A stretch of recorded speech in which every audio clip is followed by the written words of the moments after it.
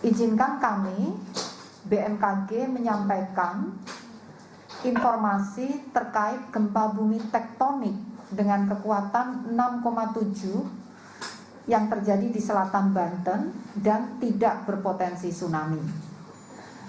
Terjadi pada hari Jumat 14 Januari 2022 pukul 16.05 atau 16:05:41 waktu Indonesia bagian Barat di wilayah selatan Banten. Gempa tektonik tersebut dari hasil analisis BMKG menunjukkan parameter yang terupdate kekuatan 6,6. Jadi yang pertama terbaca 6,7, kemudian dengan lebih banyak data masuk terupdate 6,6. Epicenter gempa bumi terletak pada koordinat 7,21 derajat lintang selatan dan 105,05 derajat bujur timur, atau tepatnya berlokasi di laut pada jarak 132 km arah barat daya kota Pandeglang, Kabupaten Pandeglang, Provinsi Banten pada kedalaman 40 km.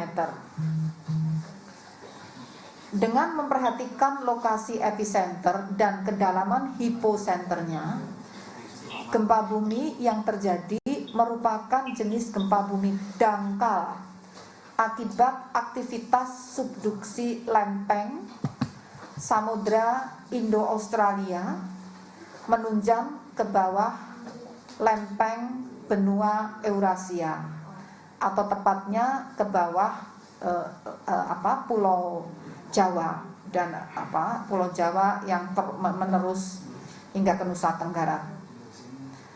Hasil analisis mekanisme sumber menunjukkan bahwa gempa bumi memiliki mekanisme pergerakan naik atau merupakan akibat dari patahan naik. Guncangan gempa bumi ini dirasakan di Kabupaten Pandeglang, khususnya di daerah Cikesik dan Panimbang, dengan intensitas guncangan 6 skala MMI. Artinya getaran dirasakan oleh semua orang, dan di sini juga mengakibatkan kerusakan ringan. Tembok plester dapat juga lepas. Itu kriteria dari skala 6 MMI untuk tingkat guncangan. Kemudian juga dirasakan di daerah Labuan dan Sumur dengan intensitas guncangan 4 MMI, yang artinya dirasakan oleh banyak orang dan terdengar jendela pintu berderik, dinding berbunyi. Selain itu dirasakan pula di Tangerang Selatan, Lembang, Kota Bogor, Pelabuhan Ratu, Kalianda, Bandar Lampung dengan intensitas guncangan 3 hingga 4 MMI. Artinya dirasakan oleh banyak orang. Juga dirasakan di Anyer 3 MMI intensitas guncangannya, yang artinya dirasakan dalam rumah, terasa getaran seakan-akan truk berlalu. Bahkan getaran gempa tersebut dirasakan pula guncangannya di Jakarta, Kota Tangerang, Ciracas, Bekasi, Kota Bandung, Kabupaten Bogor, Kota Bumi dengan intensitas guncangan 2 hingga 3 MMI. Getaran terasa seakan-akan truk berlalu. Itulah tadi dampak yang dirasakan terkait dengan guncangan gempa. Hingga saat ini sudah kami mendapat laporan dampak kerusakan pada bangunan terjadi di Kecamatan Munjul dan Kecamatan Cimanggu, Kabupaten Pandeglang akibat gempa tersebut. Hasil dari pemodelan tsunami menunjukkan gempa bumi ini tidak berpotensi tsunami. Kemudian perlu kami sampaikan, dari catatan sejarah kegempaan sejak tahun 1851 hingga 1851 hingga tahun 2019 telah terjadi beberapa kali gempa bumi di wilayah tersebut, yaitu 4 Mei yang pertama tercatat di 1851 pada tanggal 4 Mei terjadi gempa bumi merusak di Teluk Betung dan Selat Sunda. Dan setelah terjadi gempa terjadi tsunami dengan ketinggian 1,5 meter. Kemudian pada tanggal 9 Januari 1852 terjadi gempa yang kuat, selanjutnya diikuti tsunami yang kecil. Kemudian 27 Agustus 1883 terjadi tsunami dahsyat. Menurut catatan histori ini ketinggiannya mencapai 30 meter akibat erupsi Krakatau, bahkan di atas 30 meter akibat erupsi Gunung Krakatau. Itu 27 Agustus 1883. Dan tanggal 23 Februari 1903 terjadi gempa dengan magnitudo 7,9 berpusat di Selat Sunda yang merusak di wilayah Banten. Kemudian 26 Maret 1928 terjadi tsunami kecil yang teramati di Selat Sunda pasca gempa kuat. Dalam catatan tersebut tidak disebutkan gempa kuatnya berapa ya. Kemudian 22 April 1958 terjadi gempa kuat di Selat Sunda diiringi dengan kenaikan permukaan air laut atau tsunami. Kemudian masih ini sudah 6 kali kejadian, dan yang ke-7 kali tanggal 22 Desember 2018 Selat Sunda dilanda tsunami akibat longsoran Gunung Anak Krakatau. Dan 2 Agustus 2019 terjadi gempa dengan magnitudo 7,4 yang merusak di wilayah Banten dan berpotensi tsunami. Jadi total kami mencatat ada 8 kejadian gempa dan atau tsunami yang pernah terjadi sebelumnya sejak tahun 1851. Bagaimana dengan gempa susulan?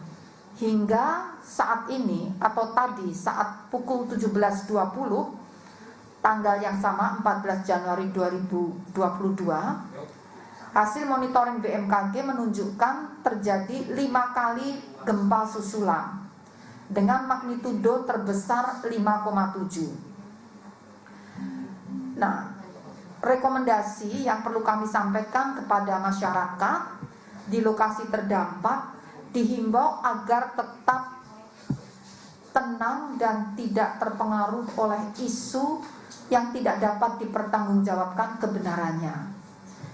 Juga mohon menghindari dari bangunan yang retak atau rusak akibat gempa tadi. Mohon diperiksa dan pastikan bangunan tempat tinggal Anda cukup tahan terhadap gempa ataupun tidak ada kerusakan akibat getaran gempa yang membahayakan kestabilan bangunan sebelum Anda kembali ke dalam rumah. pastikan informasi resmi hanya bersumber dari BMKG yang disebarluaskan melalui kanal komunikasi resmi yang telah terverifikasi. Jadi kanal kami melalui Instagram ataupun Twitter @infobmkg, melalui website www.bmkg.go.id atau inatius.bmkg.go.id, juga di Telegram channel ini inatius _BMKG, atau melalui mobile apps baik iOS ataupun Android, yaitu di aplikasi WRS _BMKG atau info BMKG. Demikian Bapak Ibu, rekan-rekan media yang perlu kami sampaikan. Terima kasih. Wassalamualaikum warahmatullahi wabarakatuh. Waalaikumsalam warahmatullahi wabarakatuh. Ada tambahan? Mungkin teman-teman media pada kesempatan ini juga hadir Pak Kepala Pusat Gempa Bumi dan Tsunami Pak Bambang, Kepala Pusat Jaringan Komunikasi Pak Suko, dan Pak Ahmad Riono, Kepala Pusat Mitigasi. Mungkin ada tambahan dari Bapak? Ya, kami persilakan Bapak Deputi Bidang Geofisika, Bapak Dr. Suko, untuk memberikan tambahan informasi. Saya persilakan. Baik, Bapak dan Ibu sekalian, para pemirsa, bahwa apa yang disampaikan Bu Kepala Badan tadi benar bahwa terjadi gempa. Namun demikian kami berharap kepada seluruh masyarakat dan juga pemerintah daerah untuk selalu bersiaga menghadapi ini dan juga menghindari daripada isu-isu yang tidak bertanggung jawab. Untuk itu seluruh informasi itu nanti akan berasal dari BMKG melalui channel-channel yang sudah kita siapkan. Kemudian tim kami saat ini juga sudah meluncur ke lokasi dari Kepala Stasiun Geofisika Tangerang serta tim Sudah berada di lokasi. Kemudian tim dari Balai Wilayah 2 juga sudah meluncur ke sana. Mudah-mudahan bisa membantu pemerintah daerah untuk memberikan penjelasan lebih detail. Dan tim kami juga segera akan meluncur ke lokasi untuk ikut serta menenangkan masyarakat. Itu dapat kami sampaikan dan terima kasih. Terima kasih Pak Suko. Bapak Kepala Pusat, silakan. Baik, mohon izin Ibu Fatir dan teman-teman media, tadi sudah sangat jelas disampaikan ya, informasi oleh Ibu Kepala Badan bahwa gempa yang baru saja terjadi ini memang berpotensi yang merusak, ya, berpotensi merusak untuk yang di daerah tidak Cikesik dan Manimbang yang sebelah selatan, dan dari peta guncangan gempa bumi juga sudah mengindikasikan terjadinya kerusakan, dan juga sudah didapat informasi bahwa kerusakan terjadi di Kecamatan Muncul dan Kecamatan Cimanggu. Nah, tentunya ini juga tergantung dari kualitas dari bangunan itu sendiri, dan masyarakat juga harus berhati-hati untuk melihat kondisi bangunannya. Jadi perlu saya sampaikan bahwa gempa bumi ini tidak membunuh, ya. Tapi yang membunuh itu adalah dampaknya itu dari bangunan yang kurang kuat dan sebagainya. Ini yang sangat membahayakan. Jadi tolong ini diperhatikan baik-baik sebelum memasuki rumah, diperiksa kembali kondisi bangunannya seperti apa, sehingga pastikan bahwa bangunannya itu adalah cukup kuat untuk menahan guncangan-guncangan dari gempa-gempa susulan berikutnya. Mungkin dari saya itu saja. Mungkin dari Pak Rahmat ada yang mau disampaikan, silakan.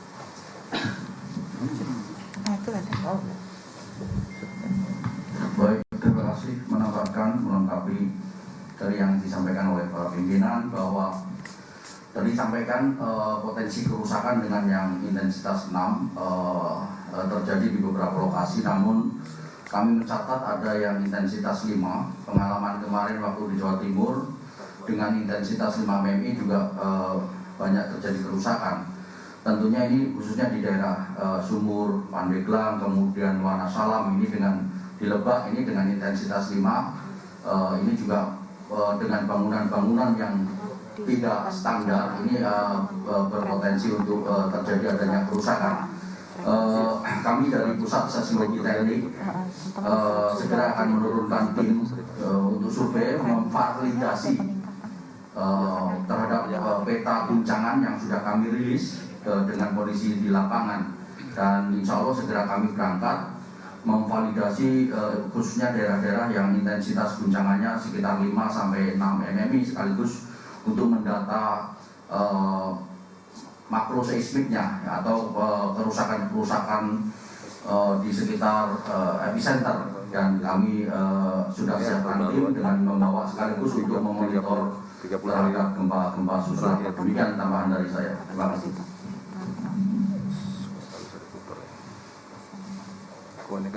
Oke, teman-teman, Bapak dan Ibu, terima kasih penjelasannya Pak Deputi Bidang Instrumentasi Kalibrasi Rekayasa dan Jakom Pak Suko, Pak Rahmat Riono, dan Pak Bambang. Mungkin dari teman-teman media yang ingin menanyakan langsung terkait kejadian gempa bumi, monggo silakan, kami persilakan untuk raise hand, silakan sebut nama. Oke, ini ada raise hand dari Udi PK ya Pak Udi ya, silakan Pak Udi. Silakan Pak Udi. Halo. Ya, halo. Halo. Ya, halo. Masuk. Tadi disampaikan gempa dengan kedalaman 10 kilo dengan pergerakan naik. Dari mana, Pak? Apakah tidak menjadikan berpotensi tsunami? 40 kilo. Kurang jelas Pak, mohon lebih dijelaskan Pak, suaranya Pak dikelirkan. Agak noise Pak. Maaf, mungkin saya tadi mendengar di sini, maaf ya, langsung aja. Jadi memang benar pada awal ya, menit ketiga ya, menit ketiga setelah gempa terjadi, kami mencatat magnitudo adalah 6,7 dan kedalaman 10 km. Namun dengan bertambahnya waktu pada menit keberapa? Keempat ya, sekitar menit keempat, antara 4-5, data yang masuk semakin bertambah dan perhitungan menjadi semakin akurat, yaitu menunjukkan 6,6 ya, dan kedalamannya 40 km. Itu. Jadi memang bacaan yang pertama itu memang dengan data yang terbatas itu kami kecenderungannya adalah sedikit lebih tinggi, tetapi tidak signifikan perbedaannya. Jadi masih tetap gempa dangkal dan magnitudonya antara 6,7 6,6 itu update dari data. Jadi tapi sudah stabil ya, 6,6 itu sudah stabil, sudah tidak berubah. Nah, terima kasih pertanyaannya. Oke, mungkin ada tambahan Bapak, Ibu. Kalau tidak ada, mungkin kita lanjutkan pertanyaan dari Pak Faisal Aristama dari lemor.id Republika ya Bu. Ini izin bertanya, tadi disebutkan tanggal 2 Agustus tahun 2019 terjadi gempa magnitudo 7,4 berpotensi tsunami. Sedangkan gempa yang terjadi barusan di Cikusik Panimbang magnitudo 6,6 itu apa sih Bu yang membedakan kedua gempa tersebut? Mengingat pada tsunami 22 Desember terlambat adanya early warning, bagaimana untuk mengantisipasi kepanikan masyarakat di sekitar titik gempa. Jadi seperti itu Bu, apa perbedaan antara yang tadi disebutkan tanggal 2 Agustus dengan gempa yang hari ini, dan mengapa pada tanggal 22 Desember tsunami tahun yang kemarin itu tahun ini mungkin bisa diklarifikasi ya, tahun 2018 terlambat adanya informasi peringatan dini tsunami. Silakan Ibu. Baik. Ya. Silakan. Jadi tanggal 22 Desember 2018 itu adalah erupsi gunung api, Gunung Anak Krakatau. Ya. Dan dari erupsi itu mengakibatkan adanya tsunami. Karena dari akibat erupsi itu ada material yang masuk ke dalam laut ya, ada bagian yang tebing yang karena getaran gunung erupsi, tebing longsor masuk ke laut. Dan itu saat itu karena gunung api, BMKG tidak melakukan monitoring. Peralatan kami memang tidak dirancang untuk memonitor gunung api, sehingga kami tidak menangkap sinyal tsunami tersebut. Jadi itu penyebabnya, karena mekanismenya beda. Jadi apa bedanya? Yang tanggal 2 Agustus itu adalah tektonik, bukan gunung api. Yang tanggal 2 Agustus tahun 2019. Tetapi yang 22 Desember 2018 tidak ada peringatan dini dari BMKG karena memang tidak ada gempa tektonik. Jadi peralatan sistem monitoring yang ada di BMKG dibangun tahun 2008, dirancang khusus untuk memonitor gempa-gempa tektonik, sehingga yang bukan gempa tektonik tidak akan terdeteksi dan tidak akan bisa diberikan peringatan dini. Itu. Namun kami dengan pengalaman tersebut, kami segera mengajak lembaga yang memonitor gunung api untuk segera exchange data. Jadi data-data gelombang-gelombang gempa akibat gunung api, setelah itu terutama Gunung Anak Krakatau sudah dapat masuk ke BMKG itu. Sebelumnya kami tidak ada data dari itu, sehingga saat ini kita bisa mendukung lembaga yang memonitor gunung api terkait khususnya untuk gunung api di laut, khususnya di Selat Sunda. Baru di Selat Sunda masih ada beberapa gunung api di laut yang sistemnya belum bisa dikoneksikan ke BMKG. Kami masih menunggu agar sistem tersebut digital. Ya, jadi karena sistemnya di gunung api belum semua digital, sehingga belum bisa semua masuk itu. Jadi bedanya, pertanyaannya bedanya apa? Bedanya adalah tsunami-nya sumbernya adalah gunung api. Nah, yang 2 Agustus potensi tsunami akibat tektonik. Demikian. Oke, terima kasih Ibu Pimpinan Kepala BMKG. Mungkin kita lanjut pertanyaan berikutnya, Bu. Mungkin ini data dari gempa susulan hingga saat ini, setelah ada berapa terjadi gempa susulan dan berapa kekuatannya. Terus kemudian dari Arisa Dianamawati Pimela itu terkait data kerusakan. Mungkin ini kami bisa berkoordinasi dengan BPBD, tapi ada konfirmasi apakah teman-teman dari BMKG sudah mendapatkan info terkait data dari kerusakan atau korban jiwa. Silakan untuk Bapak dan Ibu untuk memberikan penjelasan. Baik, mohon izin mungkin saya menjawab.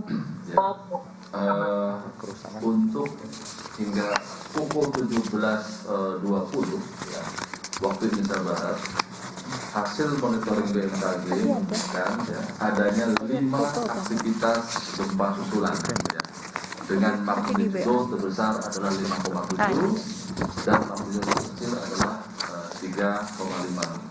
Kami BMKG masih terus memonitor akan adanya bila terjadi gempa susulan berikutnya nanti akan disampaikan. Nah, terkait dengan kerusakan tadi juga sudah disampaikan. Hingga saat ini ada laporan kerusakan yaitu di Kecamatan Munjul, Kabupaten Pandeglang dan Tangkilsari, Cimanggu, Pandeglang. Terjadi kerusakan ya di atap dari plafon rumah yang bisa jatuh gitu ya. Mungkin saya dan ada beberapa dinding dari bangunan tersebut roboh. Namun kalau melihat dari struktur bangunan di sini terlihat konstruksinya memang bangunan yang tidak tahan gempa ya. Jadi sementara itu yang bisa kami sampaikan, dan tim BMKG kebetulan juga sedang ada di sana, sedang meluncur ke lokasi. Dan malam ini juga ada beberapa dari tim BMKG lainnya segera meluncur. Sedangkan untuk tim BMKG pusat itu akan besok lah ya akan meluncur untuk menenangkan ya ikut menenangkan masyarakat untuk membantu dari pemerintah daerah. Mungkin dari saya itu Bu. Mungkin perlu ditambahkan peningkatan. Mungkin dari Pak Suko, ada Pak Deputi Bidang Geofisika, silakan Pak Suko. Kami persilakan Pak. Ya, baik, terima kasih. Jadi memang perkembangan informasi terakhir sudah banyak beberapa rumah yang mengalami kerusakan. Memang berdasarkan skala intensitas 6 MMI, biasanya bangunan-bangunan yang bangunan tua khususnya atau struktur yang nggak bagus itu biasanya sudah mulai rusak, begitu ya. Tapi untuk bangunan-bangunan kuat biasanya kuat, tidak akan terjadi kerusakan. Di bawah 5. Nah, maka itu saya himbau pada masyarakat di sekitar sana yang kira-kira bangunannya sudah mulai rusak, kiranya dapat berhati-hati untuk sementara keluar rumah lah, jangan ditempatin ya, karena ditakutkan nanti menyebabkan roboh. Kalau ada guncangan kecil saja bisa menyebabkan rumah itu menjadi lebih rusak lagi, sehingga untuk mengurangi korban yang lebih jauh sebaiknya keluar dulu dari masyarakat, mencari tempat yang agak aman. Saran kami seperti itu. Terima kasih. Pak Rahmat, tambahan? Cukup. Saya sedikit tambahan, mohon diperhatikan kepada pemerintah daerah. Kayaknya nggak mati ya? Nyala ya? Kepada pemerintah daerah dan warga masyarakat, terutama di Jawa Barat, bahkan sampai Jawa Timur ya, Pak ya. Jawa Barat. Banten, Jawa Barat. Terutama di Banten, Jawa Barat, dalam 30 hari terakhir ini memang kami mencatat terjadi peningkatan aktivitas kegempaan. Namun kekuatannya di bawah 5. Jadi barangkali ada yang tidak dirasakan ataupun kalau dirasakan lemah ini.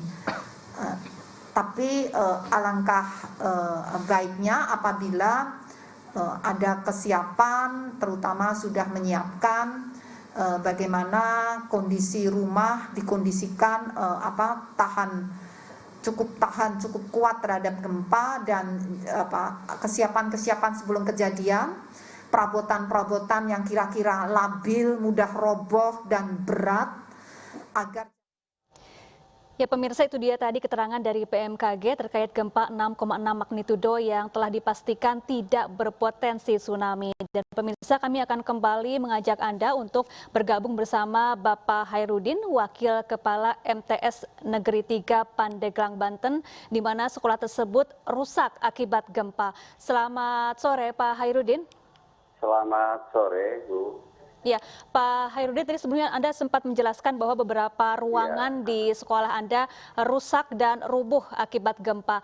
Pada saat gempa terjadi, apakah ada aktivitas belajar mengajar di sana, Pak? Untuk aktivitas belajar mengajar, tadi kita hari Jumat itu pulang pukul 15 sore waktu Indonesia bagian Barat. Jadi untuk kegiatan proses belajar mengajar tidak ada, akan tetapi ada kegiatan ekstrakurikuler yaitu pramuka. Jadi tadi ada siswa yang sedang mengadakan kegiatan latihan kepramukaan. Ya, ini kami melihat bahwa bangunan sekolah Anda rubuh dan menimpa bangku dan juga meja-meja yang ada di ruangan ya Pak ya. Apakah ada siswa ataupun guru yang terluka Pak? Untuk ruangan ini kebetulan tadi kan karena sudah waktunya mau pada pulang, jadi mereka sudah pada keluar. Biasa kalau persiapan mau pulang, nah kebetulan ada gempa, jadi untuk yang luka hanya siswa aja tadi karena di aula, kemudian keluar berbondong-bondong gitu kan. Nah, jadi ada yang terjatuh kemudian luka dan tidak begitu parah. Ya, Pak Hairudin, mungkin boleh sambil ditunjukkan seperti apa kerusakan yang terjadi di ruangan sekolah tempat Bapak berada saat ini? Ya, nah jadi inilah kerusakan-kerusakan. Ini bongkahan-bongkahan dari paping, bagian atas, penyekat antar dua ruang. Nah itu di atas itu ambruk ke sebagian ke sebelah yang saya tempati sekarang ini. Nah ini merusak, kemudian tentu ini barangkali yang paling parah di antara ruangan-ruangan yang terjadi kerusakan akibat gempa tersebut. Nah ini ke bawah juga jadi berantakan, bongkahan, menimpa peralatan-peralatan yang ada di ruang guru, termasuk juga alat peraga kegiatan guru proses belajar mengajar. Ya, total berapa ruangan Pak yang rusak akibat gempa ini? Setelah kami hitung tadi, mengalami keretakan, kemudian rusak ringan lah, itu ada 17 ruang dari 29 ruang yang ada di madrasah ini. Ya, Pak Hairudin, lokasi MTS Negeri 3 Pandeglang ini berapa jaraknya dari kawasan Sumur Pak yang menjadi pusat gempa? Dari Kecamatan Sumur ke Cibaliung, ke arah timur ya, dari Cibaliung, dari Sumur maksud saya, yaitu 20 km. Jadi kebetulan memang Cibaliung ini berada di dataran tingginya. Baik, kira-kira berapa Pak kerugian material yang timbul akibat kerusakan di sekolah Bapak ini Pak? Kerugian belum bisa kami prediksi berapa nilainya, akan tetapi ini kemungkinan membutuhkan ratusan juta rupiah untuk memperbaiki supaya ruangan tetap dianggap aman. Ya, untuk dokumen-dokumen penting apakah sudah dievakuasi Pak? Untuk dokumen-dokumen penting sudah kami evakuasi.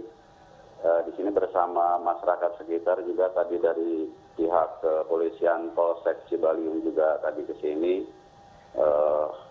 memeriksa, dan kemudian mereka juga sudah mengizinkan untuk mengevakuasi dokumen-dokumen penting guru-guru di MTS ini.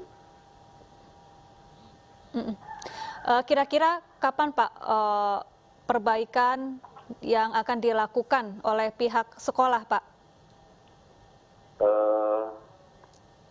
Kalau ditanya tentang perbaikan dilakukan oleh pihak sekolah, kami pihak sekolah tentu saja ingin secepatnya.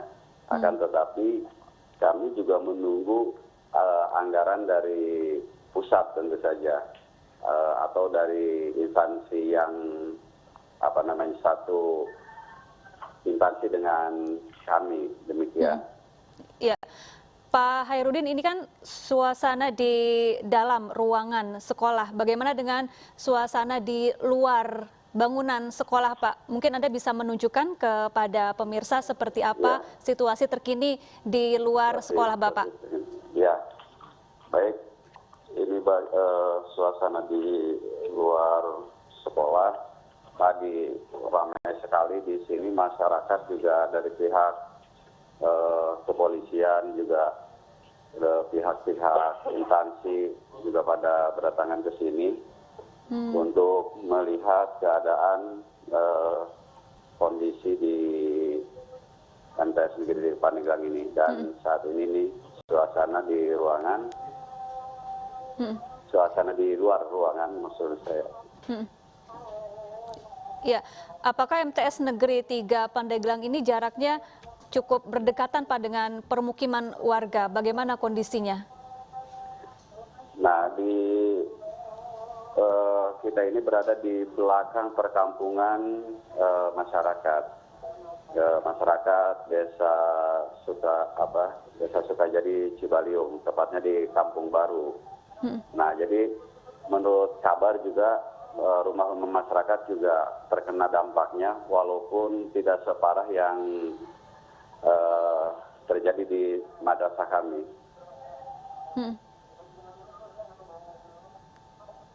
Ya, adakah imbauan yang disampaikan oleh pemerintah daerah setempat kepada pihak sekolah maupun masyarakat di sana, terutama untuk mengantisipasi jika seandainya terjadi gempa susulan, Pak? Untuk himbauan biasanya karena kita ini alat komunikasi kita sedang digunakan, akan tetapi biasanya kalau yang sudah karena dari mengambil pengalaman dari tsunami Sumur tahun lalu, itu informasi itu cepat disebar ke masyarakat agar masyarakat tetap waspada dengan gempa susulan. Ya, gempa yang mengguncang kawasan Pandeglang, Banten bukan kali ini saja terjadi, Pak. Sebelumnya seperti apa, Pak, pengalaman yang pernah Anda rasakan saat bekerja di MTS Negeri 3 Pandeglang ini? Apakah saat itu kerusakan juga serupa dengan yang dialami pada saat gempa hari ini, Pak? Saya mengalami selama 17 tahun saya bekerja di MTS Negeri 3 Pandeglang ini, yang saya rasakan 3 kali gempa dengan kekuatan yang tinggi. Nah, yang sebelum-sebelumnya kerusakan tidak seperti ini. Hanya bagian-bagian depan gitu kan, hanya genting, merosot gitu atau pada berjatuhan. Tapi untuk tembok tetap aman, paling hanya retak-retak. Iya, jadi ini kerusakan yang terparah dari 3 kali gempa yang dirasakan di sana ya, Pak. Pak, bisa Anda tunjukkan kembali kerusakan yang terjadi di sekolah Bapak, Pak? Mungkin di ruangan yang lain, yang selain yang tadi Bapak tunjukkan sebelumnya. Ada ruangan yang lain, boleh saya tunjukkan. Bukan ruangan ini, jadi kalau di sini Pancaniti, tempat kegiatan di madrasah. Baik, ini Anda menuju ke ruangan apa nih, Pak? Bukan ke ruangan, ini ke Pancaniti. Ke Pancaniti, ini yang di depan lapangan. Bagian depan sekolah ya, Pak? Upacara, iya, depan sekolah. Bagian apa saja yang rusak, Pak? Ini bagian atap, bukan atap, ini plafon ya. Ini bagian plafon yang rusak, kemudian dindingnya juga ini terjadi retak-retak. Jadi terjadi retak seperti itu. Baik. Jadi keretakan. Saat ini Pak, untuk listrik di sana apakah dipadamkan atau masih menyala? Untuk listrik ini menyala. Tadi ketika kejadian saya tidak mengecek kondisi listrik karena saya harus mengamankan siswa yang sedang ada kegiatan kepramukaan. Nah, saat ini ketika sudah mulai senja, tentunya kami nyalakan listrik, tapi sudah menyala. Oke, baik. Baik, terima kasih Pak Hairudin, Wakil Kepala MTS Negeri 3 Pandeglang, Banten, telah bergabung bersama kami di Breaking News. Semoga ini menjadi peristiwa yang terakhir kali terjadi di kawasan Pandeglang. Pemirsa, kami akan kembali untuk memperbarui informasi terkini pasca gempa yang mengguncang wilayah Jabodetabek dan juga Banten. Namun usai jeda, tetaplah bersama kami.